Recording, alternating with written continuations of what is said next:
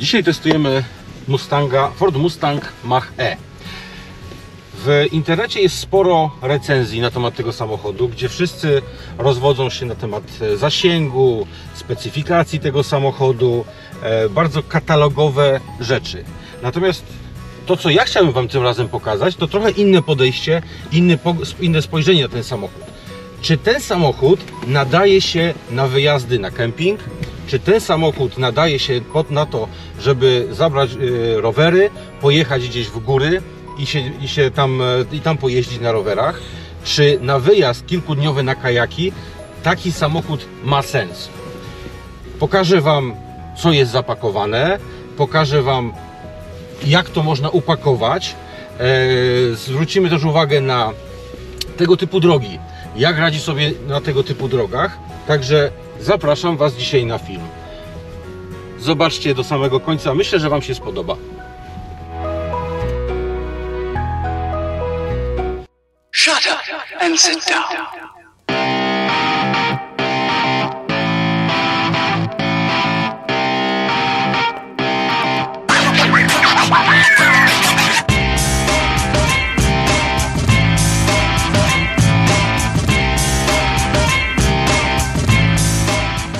Wersja, którą mamy do testów, to wersja all-wheel drive z powiększoną baterią.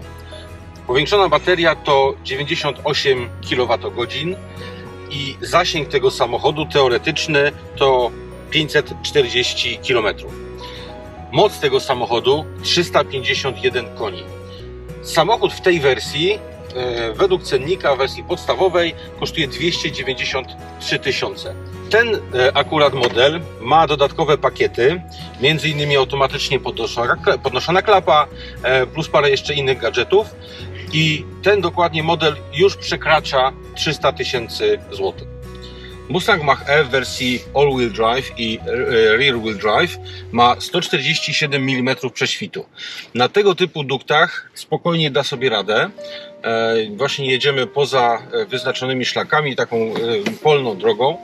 Kuga w wersji ST-Line dla porównania ma o centymetr niżej, 137 mm. I my, jeżdżąc na kajaki, też dojeżdżamy na dosyć odległe miejsca, także tutaj nie ma żadnego problemu. Dopiero wersja GT ma sporo mniej, bo tam jest aż o 17 mm mniej, czyli 130 mm prześwitu. Mustang Mach-E wzbudza wiele emocji. Przede wszystkim ze względu na nazwę. Czy to ma znaczenie tak wielkie? Jak dla mnie nie bardzo. Jest to samochód elektryczny. Tak naprawdę czeka nas przejście na właśnie samochody elektryczne i to jest nieubłagane. To, co mnie dzisiaj bardziej interesuje, to to, czy on nadaje się dla osób aktywnych, które często chcą się wybrać na rower, na kajaki, na jakiś biwak, i na tym chciałbym się dzisiaj skupić. Samochód ma dwa bagażniki. To jest przewaga samochodów elektrycznych, które nie mają silnika z przodu, że z przodu też jest miejsce na jakieś rzeczy. Można tam coś zapakować. Mustang Mach-E ma z przodu 80 litrów pojemności. Co to tak naprawdę znaczy? Już Wam pokażę. Zajrzyjmy do środka. Co to tak naprawdę oznacza te 80 litrów? To oznacza dokładnie tyle. Mamy tu namiot. Mamy tu 3 śpiwory.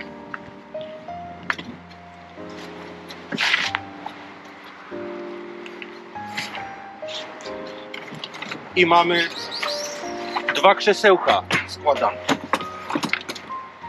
To wszystko mieści się z przodu bagażnika. Tu jeszcze spokojnie weszłyby jakieś kubki, jakieś butle gazowe do kuchenki, jakieś drobne rzeczy jeszcze dałoby się poupychać.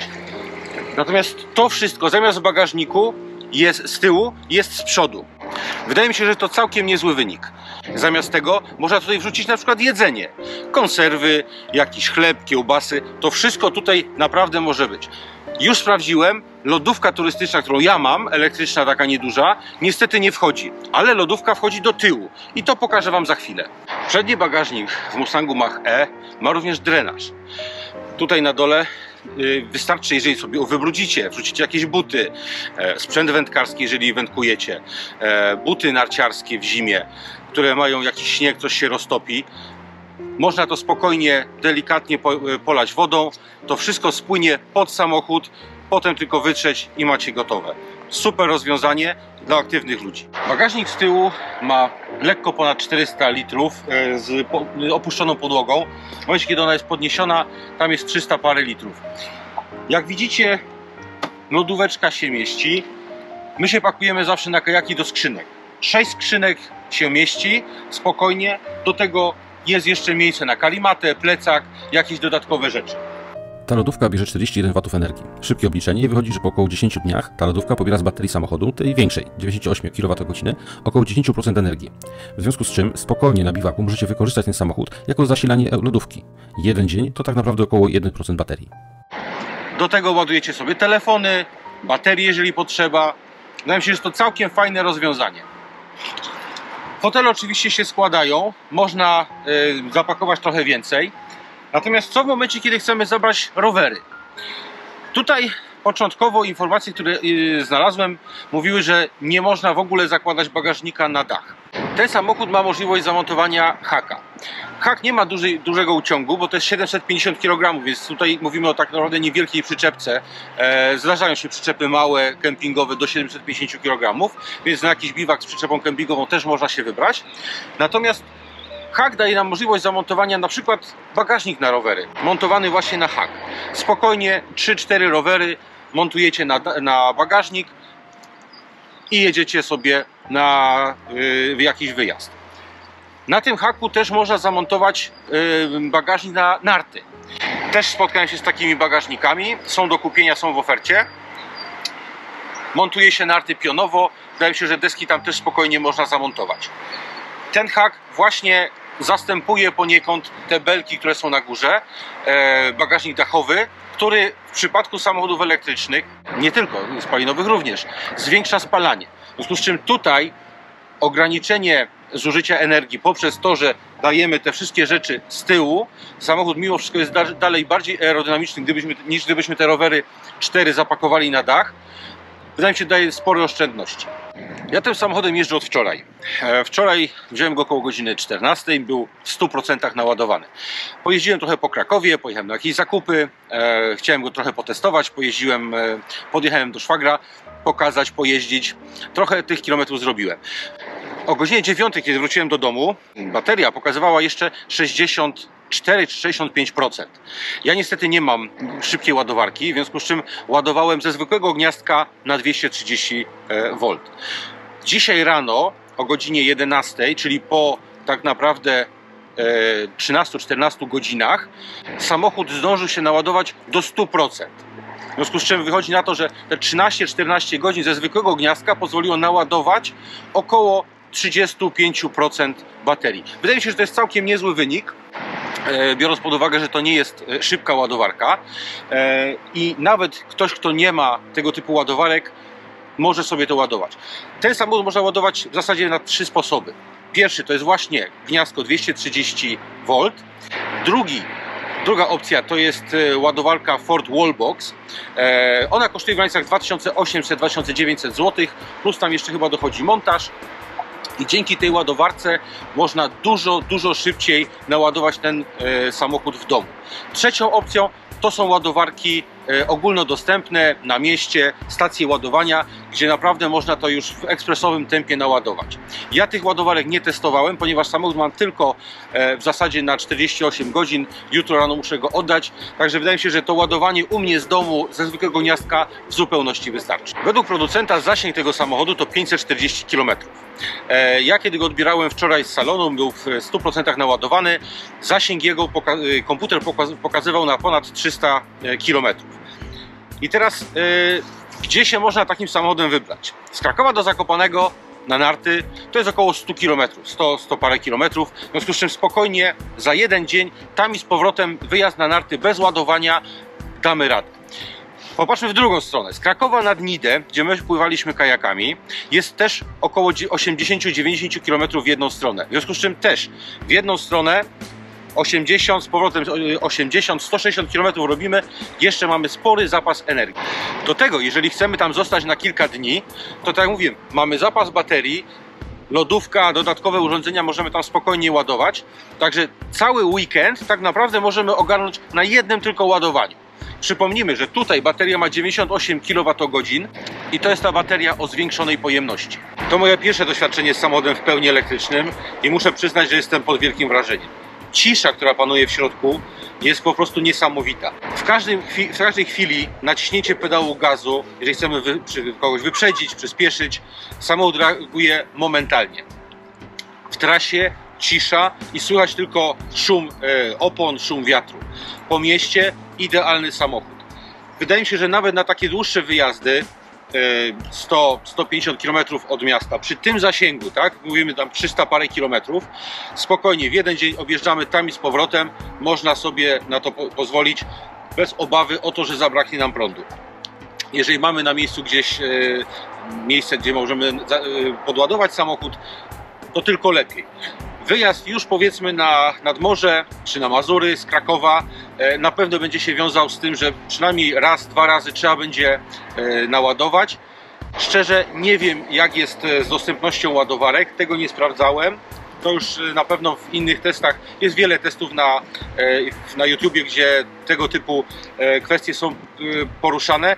Ja tego nie będę poruszał tutaj, bardziej chciałem się skupić właśnie na użyteczności takich dla aktywnych osób. Zakopane, okolice Krakowa, spokojnie można się wybrać, dzieciaki się zapakują. Dzisiaj myśmy jechali w 5 osób, niedaleko od Krakowa, nie był to większy problem, dzieciaki z tyłu miały sporo miejsca. Przez to, że ta linia dachu jest dosyć wysoko poprowadzona wbrew pozorom, tam z tyłu jest sporo miejsca. Wczoraj jechała tam osoba, która ma dobrze ponad prawie 1,90 m wzrostu. Nie było żadnego problemu, nad głową sporo miejsca, przed kolanami sporo miejsca. Naprawdę całkiem spory samochód. Ja mam porównanie do Forda Kugi, którym w tym momencie jeżdżę, w wersji ST-Line. Ten samochód jest o jakieś 10 cm dłuższy od niego, natomiast muszę przyznać, że przez to, że rozstaw osi też jest większy, w środku jest naprawdę sporo miejsca. Mam wrażenie, że jest naprawdę troszeczkę więcej miejsca w środku niż w Kudze. Jest bardziej obszerny, więc podróżuje się naprawdę wygodnie. Przy okazji samochodów elektrycznych producenci przygotowują i tak przemycają bardzo ciekawe nowinki i dodatkowe funkcje. I o tych funkcjach opowiem Wam już w środku. Język aplikacji mobilnej nie jest zgodny z językiem ustawionym aktualnie w urządzeniu Sync. Polecenia głosowe mogą nie działać zgodnie z oczekiwaniami.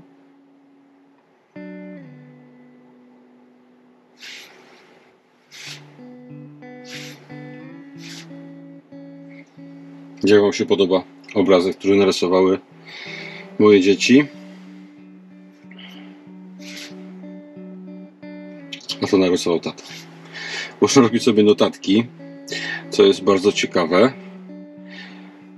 Ciekawa zabawa dla dzieci. Tak naprawdę. Zawsze mamy serduszko z niebieską strzałą. Tak. I można to po prostu wykasować. Bardzo ciekawe. Tu jest radio. Działa to dosyć responsywnie. Bardzo prosto. Pokazuje trasę. Tutaj są też poprzednie trasy. Komputer 1 to jest to, co ja przyjechałem w zasadzie od wczoraj. 97 km. Klimatyzacja 18% z tego wzięła. Jazda 68%, 4% akcesoria i 10% ze względu na temperaturę zewnętrzną. Średnio 28 kWh na 100 km samochód pobrał. Telefon, nawigacja. Bardzo szybko, bardzo fajnie to działa.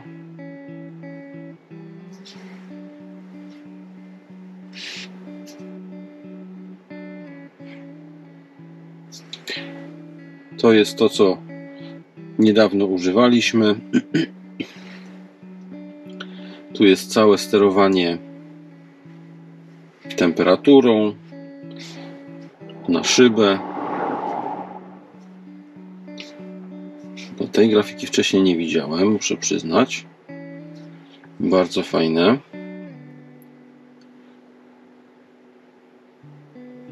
Tutaj jest temperatura. 21,5. Bardzo fajnie. Podgrzewana kierownica. Podgrzewane fotele.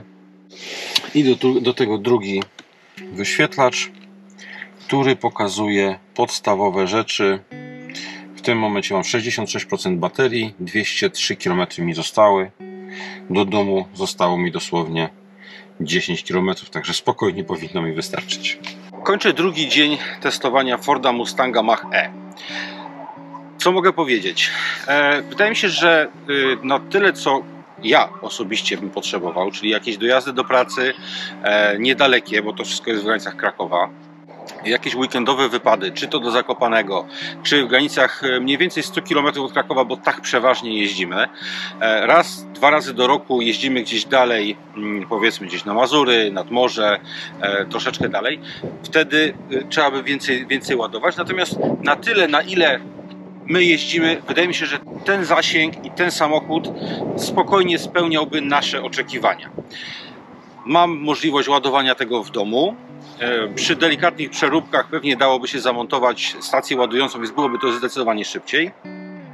Także myślę, że jeżeli jesteście rzeczywiście aktywną rodziną, dużo spędzacie czasu na świeżym powietrzu, narty, rowery, jakieś spacery w okolicach waszego miasta czy wsi, myślę, że spokojnie jest to samochód dla was. Kwestia, czy to jest Mustang, czy jakiś inny, to już jakby nie wnika. Natomiast mnie akurat ten bardzo się spodobał. Dzieciaki też są bardzo zadowolone z tego samochodu. Bardzo im się podoba. To, co jest fajnego w ofercie Forda, jeżeli chodzi o Mustanga, to jest bardzo prosta oferta. Tak? Tam są tylko 3 wersje modelowe. Jest all-wheel drive, rear-wheel drive i wersja GT. Te pierwsze dwie są w wersjach albo z większą baterią, albo z mniejszą. Do tego są 4 pakiety wyposażenia dodatkowego i 8 kolorów. I na tym się kończy. Tutaj nie ma kombinowania, dobierania po jednej rzeczy. To jest, mnie się to osobiście bardzo podoba. Jest bardzo uproszczone. Tych wersji też nie ma jakoś bardzo dużo. Naprawdę jest to bardzo fajne. Zaczyna się to od 200 paru tysięcy, kończy się na ponad 300 tysiącach przy wersji GT. Kwestia ceny pozostawiam do oceny wam. Każdy kupuje to, na co go stać, na co ma ochotę. Mnie się ten samochód bardzo podoba. To tyle. Jeżeli chcielibyście w przyszłości jeszcze jakieś inne testy samochodów, dajcie znać. Postaram się umówić na jakieś jazdy próbne i dać wam znać, czy do wypraw rodzinnych to się nadaje, czy nie. Ja nie będę się skupiał na takich technikaliach, to co wszyscy robią. Jesteście w stanie znaleźć pierwszy, lepszy kanał, gdzie będzie opisane wszystkie funkcje, co się dzieje w tym samochodzie i tak dalej. Myślę, że nie ma sensu. Jeżeli chcecie trochę inne podejście, to zapraszam, dajcie znać w komentarzach, łapka w górę i subskrypcję.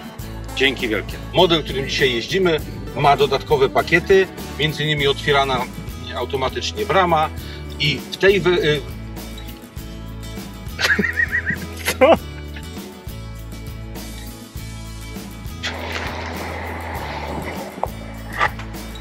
A rowery zapakować te, wydaje mi się, daje spore oszczędności.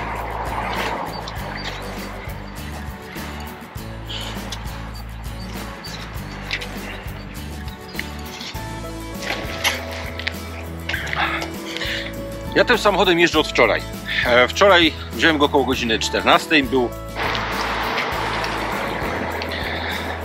według producenta zasięg tego samochodu to ile to było? 540.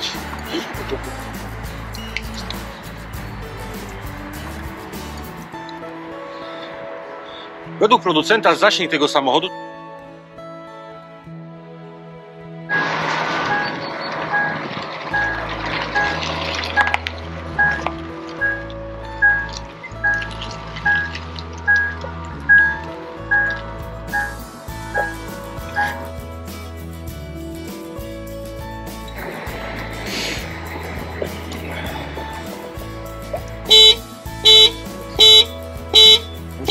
chyba zamyka. On się sam zamyka po chwili, a oni siedzą w środku i alarm łapie.